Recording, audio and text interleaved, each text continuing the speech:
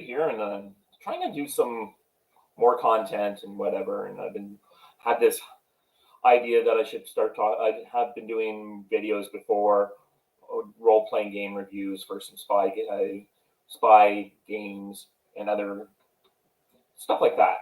And got home today from my walk, and I was like, I've been thinking of doing something for a long time now, talking about something completely different. My love of Star Wars and something called the Star Wars D6 role playing game.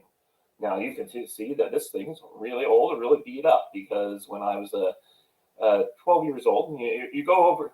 So I've been playing D&D for a little while. Back in like grade school, grade 4 or 5, I met this guy. He said, "Hey, you want to play something interesting?" I'm like, "Okay, sure." I was really bored at the time. Didn't have a lot of friends, and that happened.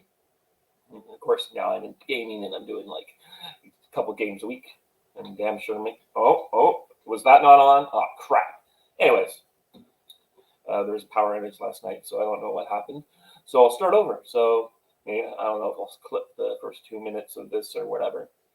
But I was saying that back in the day, I've been wanting. Hey, I'm Dave Marks, the Spy Guy. Let me start from there. I'm Dave Marks, the Spy Guy. This is my channel, and I talk about spy stuff. But now I want to talk about something called Star Wars D6 role-playing game that I had as a kid. So I was playing D&D, and then I went over. Your mother has a friend who's a work friend, and she takes you over to her son's house, her house, and she says, "Oh, you can play with this other kid here who's doing this stuff." And the kid's like, "Oh, hey, have you ever played a role-playing game?" I'm like, "Yeah, I've been playing D&D for a couple of years." He's like, "Oh, no, I've played Star Wars, the role-playing game." I'm like, now I'm like when I was kids, it came up in the generation of the 80s where me and my friend at the time would go over to his house and play the Star Wars album on his record player, and we react the whole movie with our teddy bears and stuff. So that's the kind of stuff I used to do. So like 12 years old, and somebody says, "There's a Star Wars version of D&D." Yeah, that's crazy. Okay, someone here pinging me. Okay, so people are going to watch this recording stuff, but we're doing this anyway. So I'm talking about Star Wars role-playing game here. So at the age of 12, and it was also like the 10-year anniversary. It was made for the 10-year anniversary of Star Wars. You can see that right here on the back. But at the age of 12, I'm suddenly thrust into a world where I can get to go out with my friends and play the literal movies out as my own character and stuff. So that's the nature of this game. And you can tell I did not treat this book very well with kindness and age as a 12-year-old kid. In fact, looking back on it now, this book here is really beat up, and I was sleeping with this as a kid. I mean, like, read it cover to cover multiple times, and I'm going to talk more about some of the other games over there. But right now, just look at this. On the front cover, you got like one of the classic pictures of Star Wars and Han, Luke, stuff. Like, why wouldn't anyone want to do this? Certainly, I feel like in the just go to reply here. Anyways, yeah. So we're 12 years old when we're dealing with this. And just like the Saga Edition Star Wars stuff, I don't feel it's quite as good because it just doesn't feel like this 70s classic feel here on here versus much more modern day, I guess is the way to do it. Oh, hey, Matthew Coburn is in the chat. Hi, Matt. Yeah, so I'm talking about Star Wars, the role-playing game that I played as a kid. So here we have it, and just to give you a good idea. So you open up the first page, and there is some full color, like the entire screed of Star Wars just coming on here a long time ago in a galaxy far, far away. And you get more info. One of the great things about this stuff. Oh, hey. Yeah, hi, Haifa. Yeah, so yeah, I'm talking about the old school Star Wars game here. So right here in the vintage look here, you get this screed here that gives you information about the old Republic as well. And it's just like we're getting so much information about what's going on. It's setting up the game, giving you the premise, but it's also letting you kind of become part of the universe. You're also learning new stuff that was kind of like you had notebooks and other things that kind of were out there, but this is this background information. And then the next page, now there's a shot for you. B-Wings flying by a Star Destroyer from Return of the Jedi. And then and then one of the original sketch pictures for what Luke was supposed to be doing. And you have your introduction section here where you learn how to generate a character using the game, creating a character. But one of the best things here is that what I really liked is we're always getting these kind of sample text in here of what, for example, was. So Game Master, that's what they called it in this particular game. Well, okay, we've got a kid and a bounty hunter, and the bounty hunter is like, oh no, not a noxious brat. And the kid's like, sure, and come on, it's a good character. Remember the last kid we had when he wrestled the pirate out of the hatch, I had to jump from orbit to the surface of Dantooine with nothing but a parachute and a blade of heat shield to save him. Yes, it's definitely Star Wars in Dungeons and Dragons. That's what it is. And I'm like, this was in the days when D&D was just coming into normality. We didn't even have much like this. Like it's like the golden age, the early, I wouldn't say the golden age. I think that would be the 1970s when D&D just gets kind of formed. But here we have more games coming out for a more readily accessible market. I mean, there was a Star Trek role-playing game before this. I do have some stuff for it around here. The problem with the Star Trek role-playing game is it often assumed you would want to play actual Captain Kirk and all that stuff. Or their modules were very interesting. They eventually decided you could play other characters and make stuff, but it's not an experience points game, so it didn't really seem to matter that much. But some of the ideas in those early fast modules for Star Trek are very interesting, but maybe I'll talk about them later. And so you get these like great little witty banner stuff that happens in there. And then they come up with here right at the beginning, like they start describing what kind of teams you should have. Should you be related? Are you employees? Are you owners of a ship? Mentors, rivals, same home planet. You just have to have these kind of connections that your characters have. Then you get to the second chapter is bare bones, which is explaining some of the rules, and this is it. Like in this at this early stage, the rules that we're getting here is like 5 pages worth of like player information here. This is all that's really required for players, which is quite interesting when you look at Dungeons and Dragons, which had all these pages worth of stuff.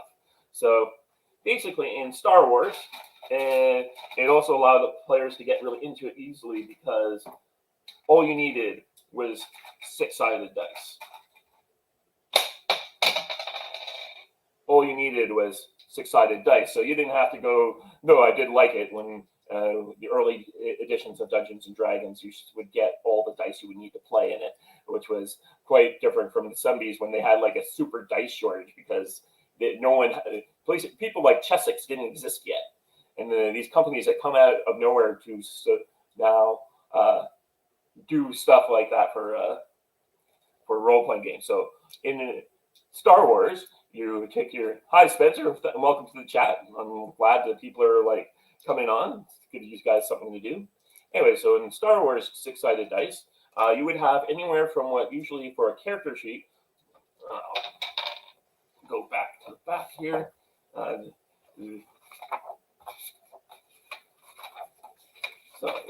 So we had all these like what they call character templates in the back. It's really hard to see them.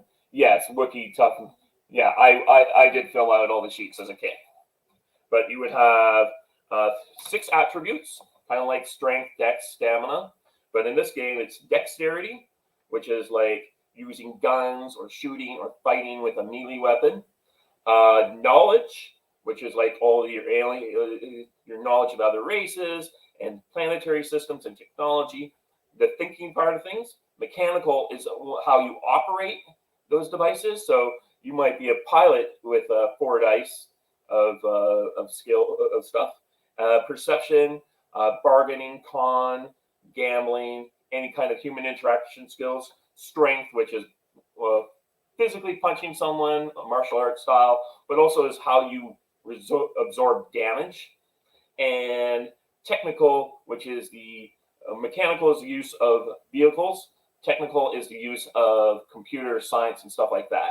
So a pilot might be good at, usually had 4 dice for mechanical.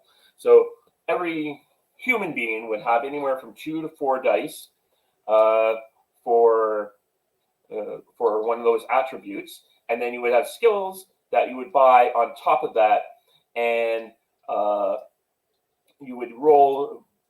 Say you had a blaster with 3 dice and you wanted to take a shot at someone, you'd roll your 3 dice. I rolled 5, 6, 7. Say it was an easy shot, so you only needed a 10, I would have missed. So you wanted to have higher dice pools to roll. You would also get the fact that you might say they had an interesting system called pips, which were like each dice could be divided up into 3 pips, and you can make a sheet with, say, a 2D plus 2 attribute for shooting. So you would roll 2 dice and add plus 2 or plus 1, and that was kind of an interesting thing. Also, like skills, which were more specialized, and you would have dice that they would go over the base attribute. So you say you had a die, so dex of 2 dice and a blaster score of 3 dice. So you would have 1 die on top of that. And your attributes as a human never usually went over 4 dice, but aliens could have 5 dice base attributes, and they could also have only a 1 die attribute. So humans were meant to be more generic. Wookiees tended to have 5 dice strength,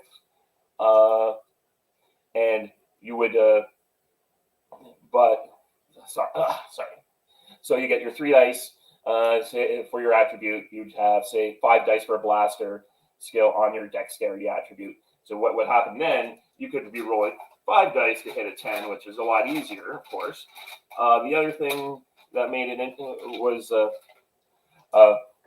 when you're getting your higher die pools, you could then do more actions in a round. So you could be taking, like, say you had 5 dice for a blaster score. You might split your pool. Now you're doing a 4 dice blaster shot, and then you're taking if your dexterity is still 3 dice, you would lose a die on that for a dodge roll. So you would be rolling 2 dice to make it harder for you, to make it more variable hit defense versus the other guy's shooting. So that's how the mechanics on that. And then you would have, because your strength is how you absorb damage as well. So someone hit you with a blaster pistol, you would have, and they would do 4 dice damage, and say you had a 2 dice strength, you'd be rolling, the guy shooting you would have rolled, say, 16, and you rolled a 10, an 8, you would become wounded because, or it went through categories by how many times they beat you. So if they'd stun you on the first round, which would mean minus 2 dice to all your actions, you get, minus, then you get moderately wounded,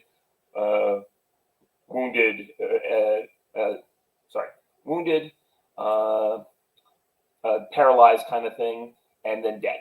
So it was really meant to be fast and quick and resolve things, so you could blow away stormtroopers all the time. Stormtrooper armor would give you an extra dice to absorb damage, but basically it was a lot of people didn't go around wearing armor because it would cost you a point, 1 dice off your deck. So it kind of flip-flopped on how things work. Though in later editions, Stormtrooper armor got better. You have another thing that was nice here to get you right into the action is the chapter on an introduction to role-playing, which had a solitaire adventure where you played this guy called Rourke, who was trying to rescue his buddy by sneaking onto an Imperial transport. There was also something called force points, which were generally used by Jedis, but everyone got at least 1 because you're a hero, and it would allow you on any round to double all your die pools.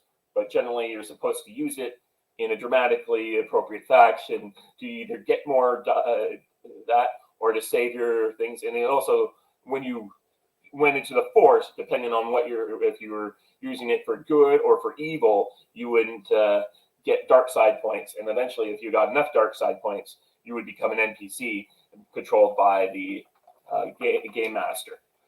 We then had, because we went over to the dark side. Now, I hear they have cookies, and I hear they have good coffee, but there's problems with the dark side. Then the next chapter is the chapter on an introduction game mastering, telling you how to do it. It gets more into how a breakdown on all the skills and how they work. Another great thing was that in almost every skill, they would have like a little once more example. So, for instance, like failed Jedi, no bar for kilometers around. I'm afraid so, said the game master. The Jedi, okay, I use my survival skills to look for booze. Your survival skill? Failed Jedi, it says here you can use it to find the necessities of life.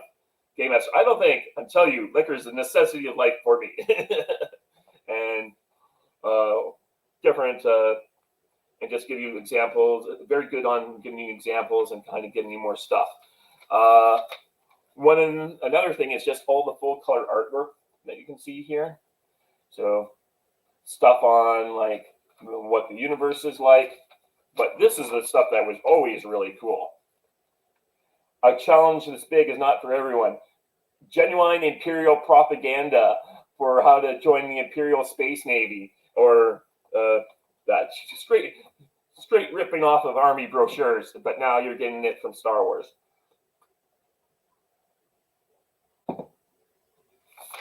And then galaxies of stuff, and so more descriptions of all the skills, and then a chapter on how starships. So chapter on weapons, which is rather short, but the game is all about being descriptive on combat and being fast-flowing action thing. So it's not. It's more like I just want to blow away the stormtroopers and I want to swing from the chandelier kind of stuff. It's not quite the same as other games. You have optional combat rules using miniatures, which they had at the time. Chapter on wounds and healing, which is only a page. Chapter 5 is all about starships and how the hyperdrive works. So basically, they had for their starships, hyperdrive they figured out was something called a hyperdrive multiplier. So the faster your ship, so say it takes 1 week to get from Alderaan to somewhere from the Dantooine to Alderaan. It depends on your hyperdrive multiplier. If you have most player ships had a ×2 hyperdrive multiplier, so it would take 2 weeks. The Millennium Falcon was supposed to be special because it had a half multiplier, which meant it would get there in half the time. TIE fighters didn't have hyperdrives. X-Wing fighters had a hyperdrive, which made them interesting and different. There's Imperial Customs Frigate. Stuff on Imperial patrols, how astrogation worked, passage times, multi-ship combat rules, rules on the Force, which was basically the Force was divided up into 3 powers: control, sense, and alter. So control is usually you must learn control. So control was like, how do you use your own abilities to help yourself? Sense was the ability to read emotions and look into the future and that kind of stuff. And alter was using your powers not just on yourself but on other people, and tended to be much more dark side and intensive because you were using powers against other people. And we have all these people like how the force healing that was used in the last Star Wars movie. Well, it's right here. It's called accelerate healing. It's just express. So that kind of came up with. It's been around for at least 10 years after the movies. They didn't. It's not something that became so weirdly new to me. It was not shocking to me to see it happen, especially when it was established later in Rebels a lot. I don't know what is Star Wars Visions. No, I have not. I've heard the name before, but I haven't actually looked into it. Star Wars Visions.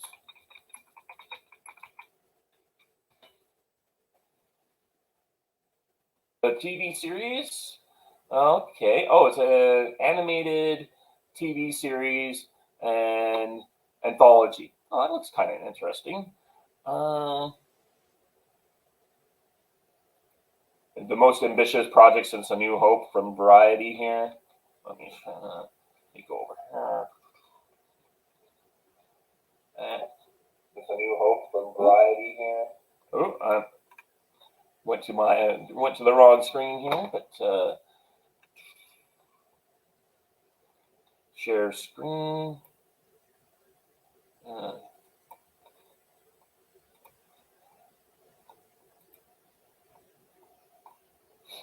Sorry, Chrome tab. I'm looking, trying to find it here. Star Wars Visions Variety.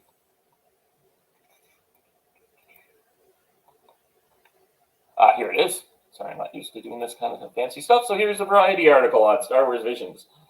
The most ambitious Star Wars project since A New Hope. Well, that gives you kind of the idea what the animation is going to be like. An interesting idea. They were trying to do something with anime. I don't need to know anything else. Count me in. Said Masi Oka. She, I guess, one of the voice actors. Each animated short, ranging from 22 to 13 minutes in length, takes a radically unique narrative and aesthetic approach to the Star Wars universe. Only one episode features any familiar characters, which I'm very glad to see. I like to see the fact that the Star Wars universe is finally expanding beyond the original trio or the crew of the Millennium Falcon. Much as I love the Star Wars role-playing game, I like to see this kind of stuff happen. The Seeds of Visions, first project from the release of 2015. Star Wars: The Force Awakens. President Kathleen wanted to expand the Star Wars universe. Yes, I agree with that. I just wish she really expanded the universe instead of just keep on doing the same thing over again. As much as I do like the new Solo movie, couldn't we have had like a whole new smuggler, whole new people, whole new ideas? Why do we have to keep reinventing the same wheel, going back to the same well? There's so much. That's one reason why I'm doing this kind of stream and talk, and like we'll be exploring future things in the future. Is to get us a chance to show some other people. The sticky issue, I mean, it's in Star Wars canon, but if we have to stay in canon, we're going to be completely directing it, says executive producer of Lucasfilm Animation. So Disney Plus really to get this opportunity for a platform change. For a bunch of people who we're all worried about Lucasfilm canon, and I'm like, guys, you took a total dump on canon a long time ago. And it's like, we can't use any of the other stuff. You're like, people are using these books in other properties. It's just ridiculous. And they did take stuff. Like Thrawn comes out of some of this stuff. Anyways, I'll close that back down and go here. And yeah, so back to the RPG. Hey, Bob. You should have had the Star Wars 6D6 RPG. You want me to send you the link and you can talk about it? Let me get that going here.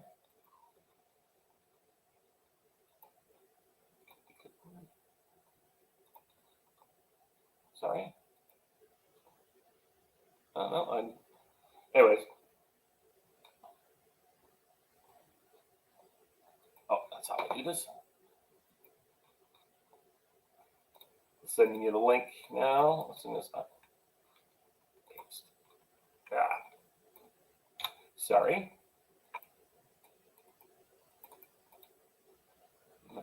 Message and link.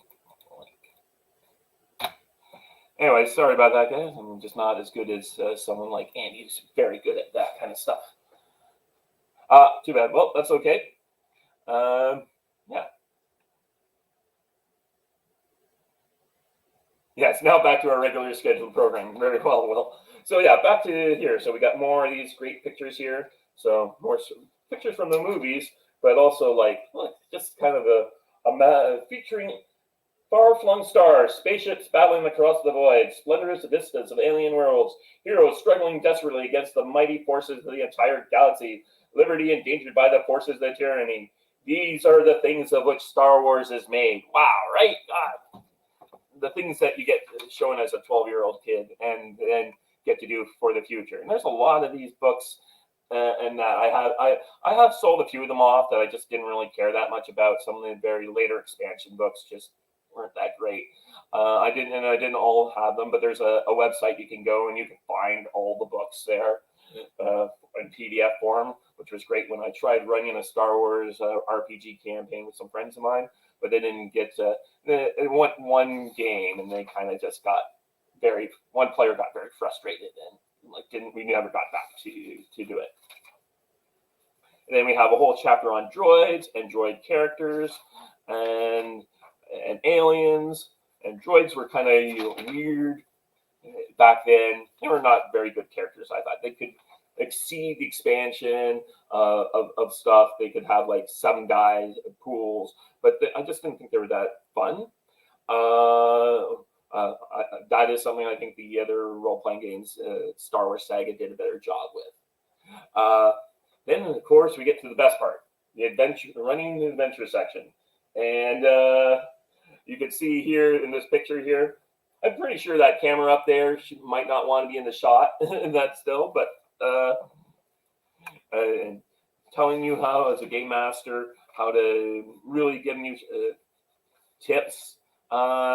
What it does suggest here, I like this section here, script immunity. Heroes don't die until the final reel, and usually not then. And heroes don't fail, at least not badly and not permanently. If they did, they wouldn't be heroes. They have script immunity. Dramatic necessity makes them immune from failure at dramatic moments. The purpose of any role-playing game is to tell a story. The purpose of the Star Wars role-playing game is to tell stories like those of the movies. The rules are a structure that help you tell stories by giving you impartial ways to decide whether actions succeed or fail. But sometimes the rules get in the way.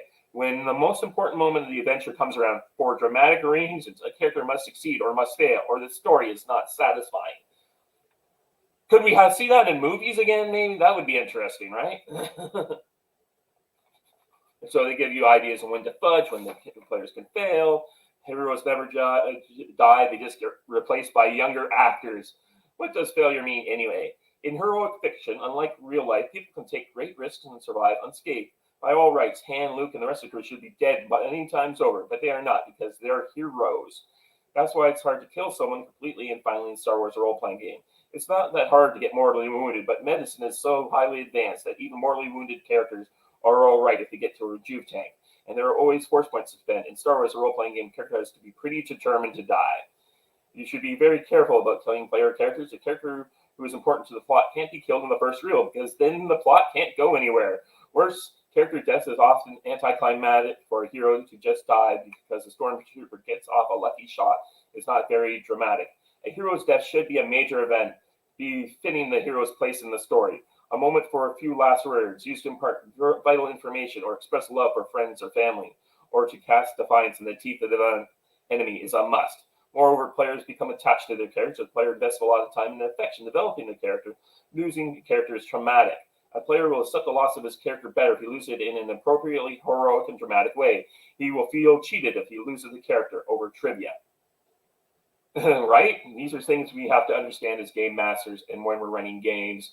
Some games you expect this to happen. You play Paranoia, you get 6 characters for a reason, 6 copies of your character for a reason. You play Call of Cthulhu, you're going to, your characters are very brittle and will die, and that's part of the fun of it. You hear some of the guys who used to run, who now run Delta Green, who play Call of Cthulhu, and they talk about how they would be on their 12th cousin of the original character because that campaign was so deadly. That happens. Anyways, and then, getting into a bit of evil, but it isn't stories which involve ethical questions can be fun to play and making players make moral choices. Is it right to kill this character? Is it right to lie? Can be quite interesting, but it isn't Star Wars. In the Star Wars, the good guys are good guys and the bad guys are bad. Some try to straddle the divide. Han Solo is a smuggler with a questionable profession, but when you come right down it, he's got a heart of gold. Boba Fett for sure doesn't. There should never be any question of what's right and what's wrong. Make your guys truly bad. On the other hand, evil in Star Wars is not graphic. Star Wars is like a lot of films from the 30s. In that era, if you wanted to show a murder on the screen, you'd show one shadow stabbing another. By contrast, modern movies focus on the knife and show the blood. Star Wars doesn't do that. It shows a planet explosive, but it doesn't show Auschwitz. So keep your bad guys on a refined plane. Yes, the Empire certainly tortures people and commits genocide.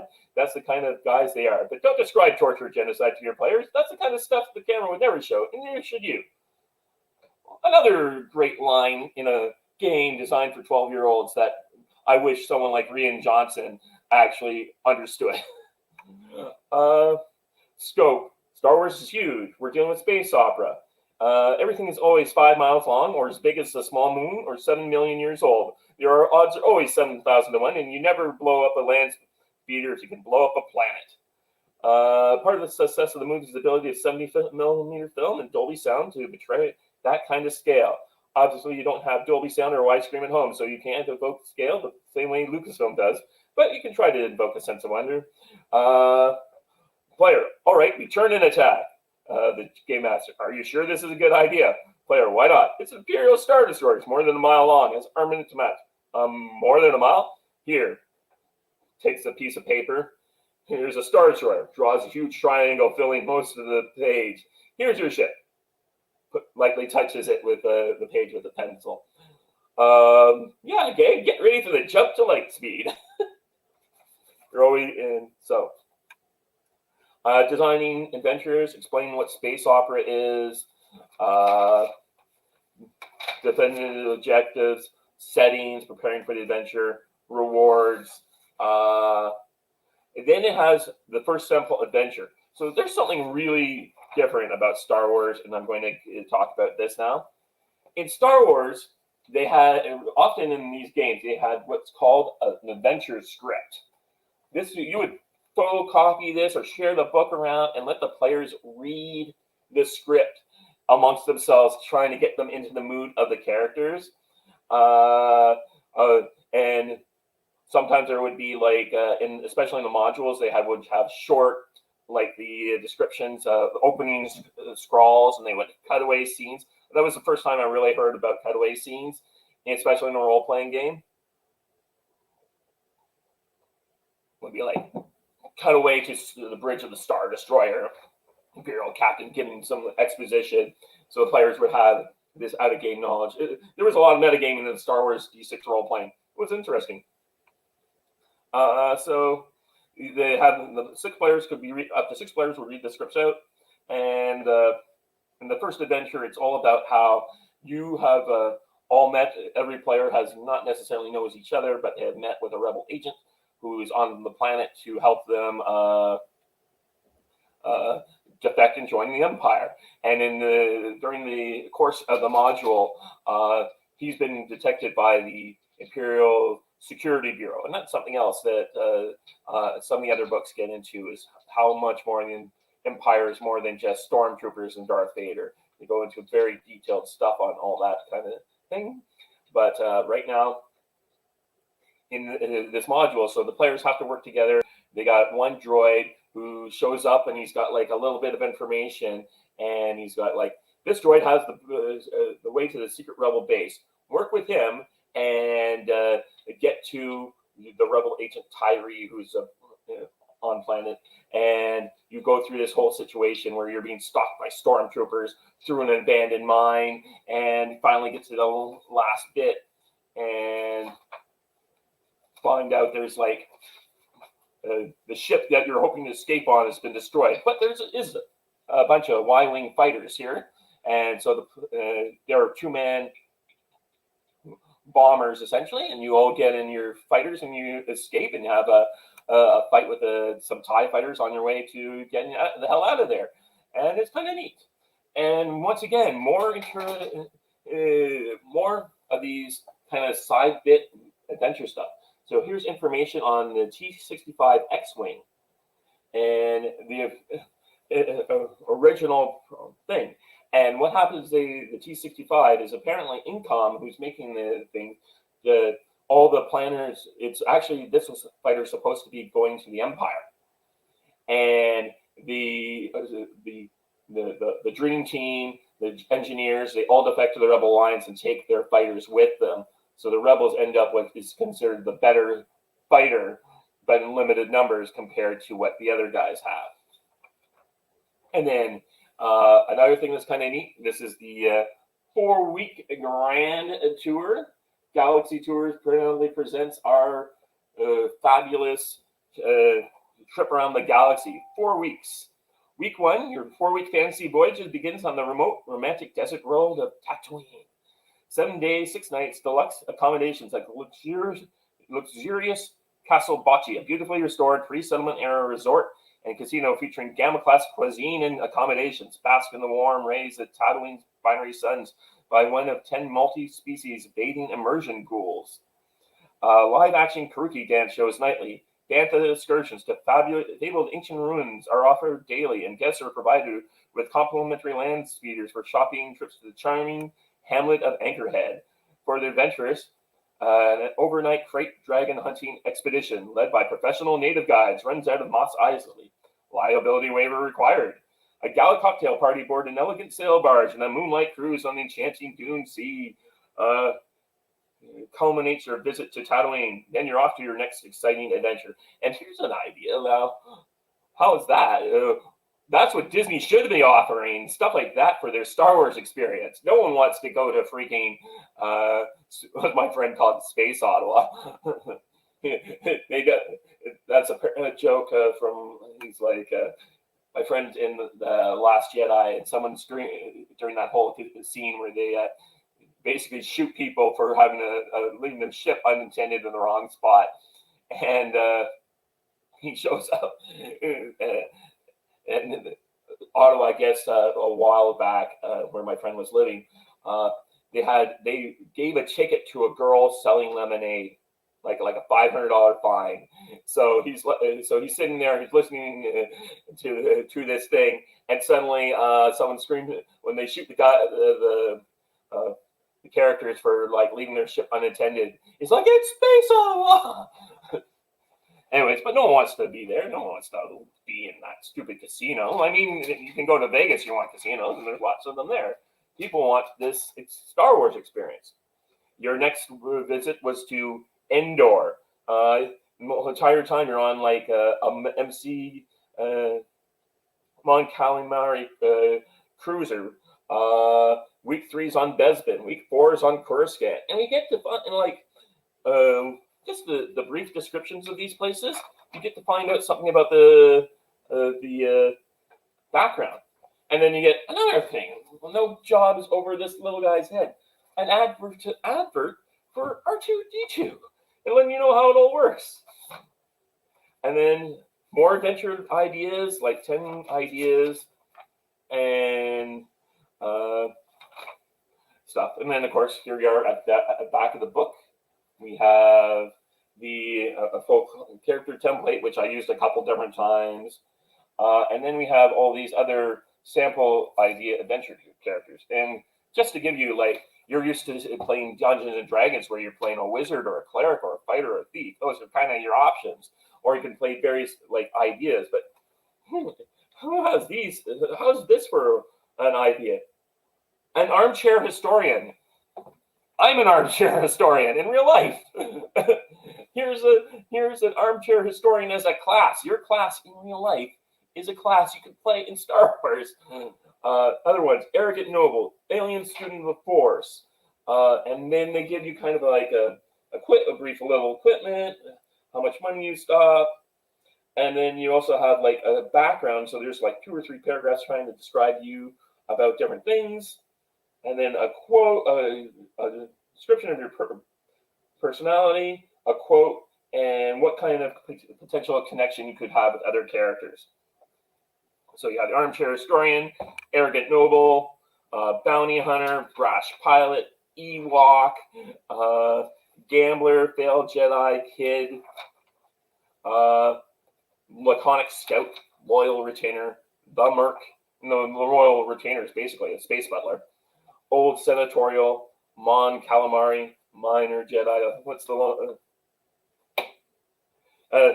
Retainer. Certainly, my lord. Yes, my lord. As you say, my lord, for his quote. And yep, Minor Jedi. So Jedi's in this game had a lot more role.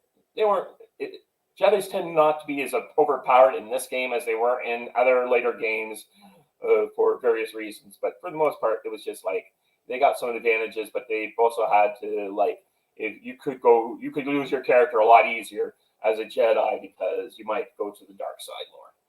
Quixotic Jedi, pirate, the outlaw, tongue-tied engineer, smuggler, retired Imperial captain, Wookiee, young senatorial, and tough native. And then there's a series of charts at the back of its book. And an advertisement for Han Solo gold plate. And then more tantalizing, the next book that came out was the Star Wars source book, which had a lot of interesting stuff. Paranoia, which is a game I was describing earlier. It's a game where here's the description of Paranoia. Isn't it the game that gives each player 6 duplicate characters because they croak so fast? The very one. And doesn't it encourage players to lie, cheat, steal, and backstab each other? Correct. Paranoia is a lighthearted game about terror, soulless bureaucrats, mad scientists, weird mutants, insane robots. Paranoia is fun. The computer says so. Do you want to play? Player. Sounds kind of dumb to me. Say, why are you looking at me that way? The computer says not wanting to play Paranoia is treason, grounds for immediate termination. Any last words, traitorous scum? Sure, I want to play. Paranoia is fun. The computer's my friend. Oh boy, let's go terminate some traitors. Excellent. You're learning, citizen. Stay alert. Trust no one. Keep your lazy handy. And yeah, that's kind of the thing. And of course, the last game here is about Ghostbusters. But I was told the Ghostbusters role-playing game was not much of a role-playing game. It was more so just it would be more like a horror on adventure role-playing, not horror role-playing, Adventure on Horror Hill, or one of those kind of like box set games that you're playing some things and you're not a more scenario-driven thing, rather than a true role-playing game like the Star Wars or Dungeons and Dragons. Okay. Well, talking about that for 40 minutes, that's pretty good. You know what, maybe I'll just grab another one of the books here and just talk about it. Make the hour go.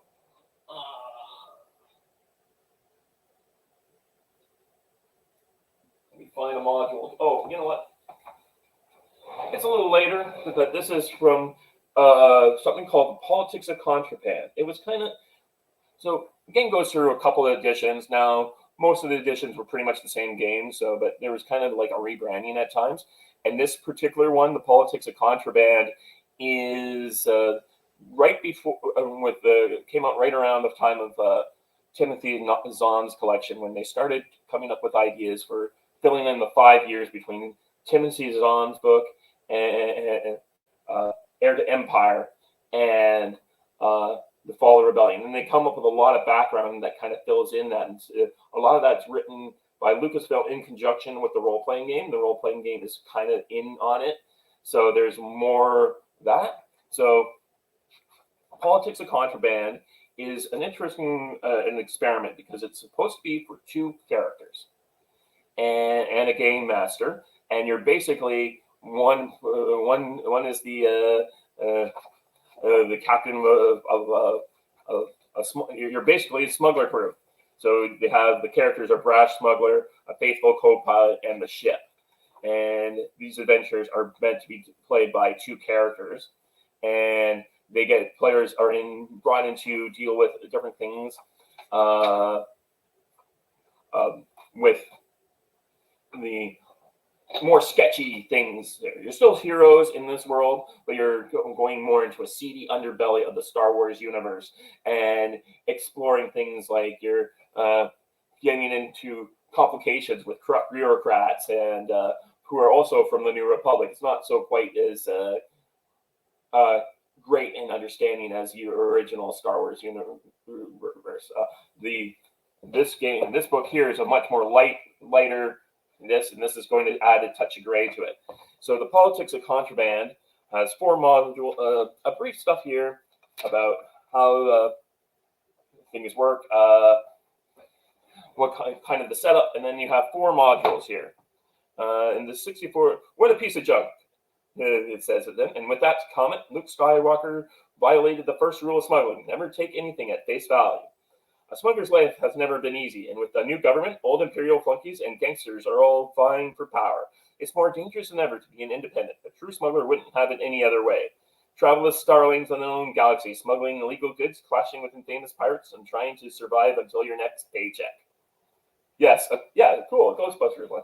Yeah, it was the West End Games had a pretty good thing going until someone embezzled it. The owner basically stripped it bare of the money and used the profits from Star Wars to float a shoe company, is what I heard. So 5 short adventures are designed to be played in one session. Complete staging tips and background information on locations introduced. Dramatic read-alouds and player handouts to make the game more exciting, colorful characters and settings. So the first module, you're stuck on this, your planet is impounded, your ship is impounded for not having this, and it turns out it's like one of those Southern corrupt sheriff style things where they're like trying to steal your car or make you pay ridiculous fines, and you get involved to take care of the problem by the local crime lord is running the shop, and you're helping the New Republic overthrow the government. The next one is the Art of Betrayal, and in this one, you're basically caught up in the work of like 2 different gamblers, 2 different gangsters, and everyone is basically trying to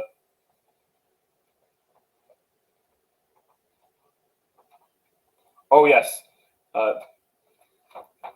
sorry, you end up you're contacted by a gangster who wants you to smuggle something. He gets killed, and there's the entire time you're being dogged by this killer, while meanwhile you're on the hold of holding onto a very valuable cargo, and you end up in basically going to an auction where people are buying buying for control of the carpet, and there's like huts and all sorts of other things involved. Meanwhile, you're just trying to you have this super hot good that you can't, that won't help you, but you need to get off your hands. The third module is called Free Time.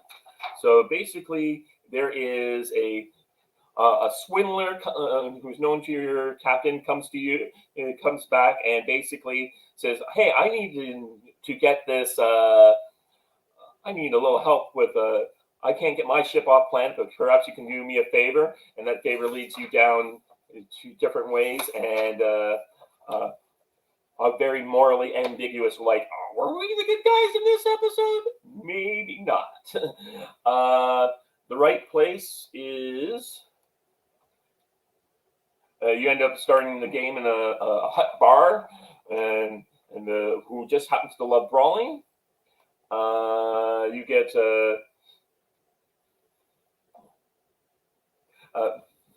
and then sorry, I've been talking for maybe an hour now. So you know what? And then the last module is Easy Money, where once again you're in this kind of situation where you have to help out the local race who's being bullied by bad guys, and hopefully make the right decision and get yourself out of some trouble with the thing. So that's kind of that. I'll probably come back to this module later. I'm going to talk about some other stuff, but I just want to thank everyone for coming on the stream. I'm going to try and make this maybe a weekly thing on Sunday. Yeah, I'll do that. No, I'll make this on a weekly thing on Sundays, where I'll come out and basically talk about the Star Wars D6 role-playing game and make it. So I hope everyone enjoyed the stream. I'll see you guys next, hopefully next Sunday. I might also do a movie review on Cop Shop later today or tomorrow. But I just wanted to get back to making content again because I know I've been doing the bi-weekly show with Orc and Comic Book Bob, but I just wanted to start doing more stuff. And what better thing to talk about than Star Wars role-playing game? Anyways, it's been great hanging out with you guys. I'll see you guys on other people's shows in the future. Bye-bye. Oh, yeah, and if you're anyone out there who's not just from the regular chat, if you've seen this stuff, like, share, subscribe, and watch more of my show. Thank you very much. Goodbye.